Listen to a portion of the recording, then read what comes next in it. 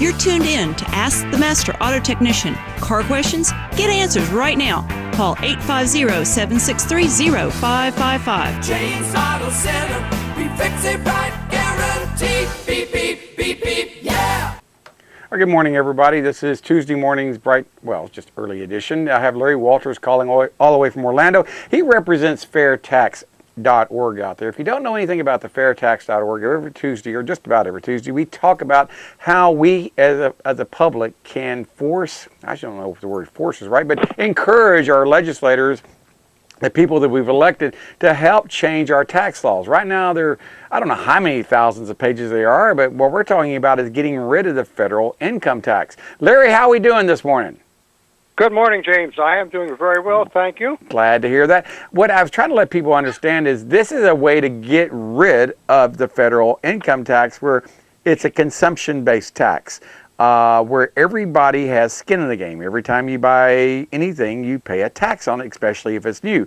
And and if I'm not mistaken, you don't get charged tax on the basic necessities of life because you get a stipend or a refund check every month. I think I'm saying that correctly. Is that how that works on that part, sir? A family consumption allowance is what takes care of that little issue, James. Yes. And so we don't believe that we should have to pay taxes on the essentials of life any more than we believe that nothing should be taxed more than once. And that is another feature of the fair tax. Yes, it is, because if I'm not mistaken, the fair tax, you only pay tax on new items. So if you bought a new house, you would pay tax on your house. But if you bought a used house, there would be no sales tax on the house. Is that correct? Once again, you are correct. You really don't need me to call. No, I don't. But the point being is, why do we as a people? Why do we not want to do this? I mean, it seems like common sense saying, come on now, this is, why do we not have this? Because if I'm not mistaken, the progressive income tax that we have is also one of the planks of the Communist Manifesto, which was published, I want to say in 1958 or 59. They were talking about one of the 10 planks is the progressive income tax. Right. Karl Marx wrote that. It was the second plank, of that manifesto, and it simply declared that a highly progressive income tax is one of 10 steps in the system to overtake or overcome a free nation and make it communist. Yeah, and one of the other things I read in there also kind of scared me was a public education system, a free public education. I'm going, holy moly, have we adopted all 10 planks of the Communist Manifesto? But if I read it, it almost looks like it. I'm going, because I was talking to some people yesterday. They were talking about the Glass-Steagall Act that was abolished that came into being in 1933 and was abolished by Clinton in 99, and how that helped contribute to the bubble, the speculation bubble of the housing bubble. And we're doing the same thing again. We're repeating what happened in 2007, 2008 all over again. And they were just talking about how if we do not change as a nation, we are doomed to go down that path again of economic hardship that is going to make 2007, 2008 look like a walk in the park. That's what they were saying. It's breaking up just a little bit, well, James. I apologize, but it seems like if we don't change the way that we're running our country, collecting taxes, picking the winners and losers, if we don't change that, we are going to have another recession that's going to make 2007, 2008 look like a walk in the park.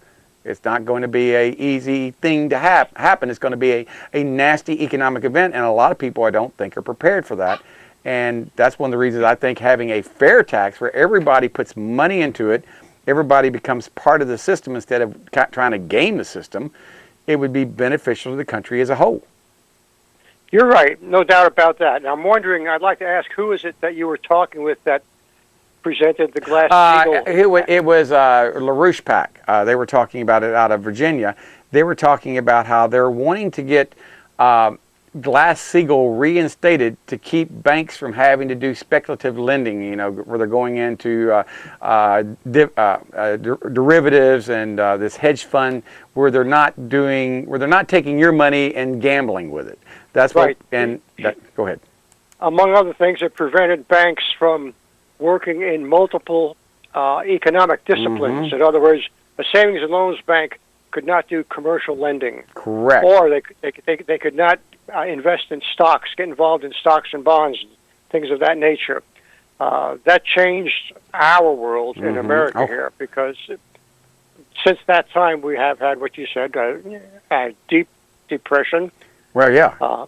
It's a depression if you're out of a job, that's for sure. It sure is. And it's going to happen again. What's going to happen, I think, James, is that with the optimism that is in the country right now as a result of the change in the folks at the White House, there is going to be a lot of money invested by those who have it to invest, banking on the fact that everything is going to grow nicely again. And it will for some period of time. I'm hoping so. But if one of the tax reforms that are being touted by the government or by the president-elect are used, in other words, another income tax, even if it's a flat income tax, that will not stay flat for long. Anything with the 3 tax brackets that President-elect Trump is recommending will not stay 3 income brackets for long. There will be more loopholes inserted into the system,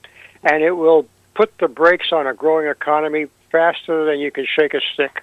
So the progressive income tax is actually causing our economy to be less than stellar. Is that what you're saying? Well, no, it's not the fact that the income tax is progressive, because if you really look at it, the fair tax has a slightly more progressive nature than the income tax. It removes one burden that the income tax does not remove from the lowest income people. Actually, it removes it from everybody, but it benefits the lowest income people the most, and that is the deductions for Social Security and Medicare. Those functions will be funded by the sales tax that is collected. Okay. And so, good. When those lower income people start taking home a lot more money that is disposable income for themselves, and they get reimbursed with the family consumption allowance, so they're not paying taxes on any of their essentials. Don't forget, today everything we buy is inflated by 20 to 25% because of the taxes that are embedded, and they're hidden. We don't even know it. No, you don't. We're paying a hidden sales tax in effect. When all that garbage goes away, and the fair tax, and that's a unique one-word statement there. Fair tax. It's not the fair tax. It's fair tax. All one word. When the fair tax comes into play, those elements that are bad for the economy and bad for us as individuals goes away, and then we get to control how much money we really have for the things that we enjoy, as opposed to how much do we have to spend on the things that we need. Well, let me ask you, who seems to be the people that I've talked to that seem to be against the fair tax, or the people that would benefit the most? The people that I've talked about, having a fair tax, consumption tax, are people that make less than $40,000, $50,000 a year, that are just, they got a family of 4, they're just barely getting by, and they're going, man, I couldn't afford to pay any more in taxes, on a consumption tax. And I said, well, believe it or not, you're paying it now. And they go, no, I don't want to have a fair tax. I'd rather have it because at the end of the year, I get money back. And I said, well, you may be getting money back this year, but do you have health insurance? And they go, no, I don't have health insurance. I said, well, you're going to pay a fine this year, and they're going to take that out of the money you're getting back because you don't have health insurance. And they looked at me like, huh? And I go, I'm not making the rules up. I'm just telling you how it works. More than likely, you won't get as much money back as you think because they're going to take it out because of the Affordable Care Act if you don't have insurance. That's right. And the insidious thing about the income tax and health insurance, as all of our medical expenses, it used to be that they were all tax deductible from the first dollar. Yep. Today, you have to exceed a threshold in spending, of which health insurance premium is one of the items that goes into that threshold calculation. Yep. But you have to have 10% of your gross wages in medical expenses that are deductible medical expenses before you start getting anything back on your income tax. So what you're doing with an income tax when they're withholding that is you are essentially giving the government an interest-free loan until you get whatever refund you're entitled to. when you explain that to people, they kind of like their eyes glaze over and roll in the back of their head going, I'm not giving them a loan. Yes, you are. You're giving them a loan. And they go, well, what do you do in business? I say, I pay quarterly, and I try to make sure I don't pay them any more than I have to pay them, just like Donald Trump, any more than I have to pay them, because I know that I don't want them to have my money interest-free. But what's happening is a lot of people don't realize that they're giving the government an interest-free loan, and the government wouldn't dare give them an interest-free loan. Try being late on your taxes and not paying a penalty or interest on it. You'll find out the penalty or interest is higher than what you actually owe in taxes. It's amazing out there. But that's right. But the FairTax, people, like I said, they can go to fairtax.org, or they can contact you. Do you have an email address that they can contact? They want to know more about the FairTax? I do, James. Please. It's the word repeal with underscore 16. Underscore 16. At earthlink.net.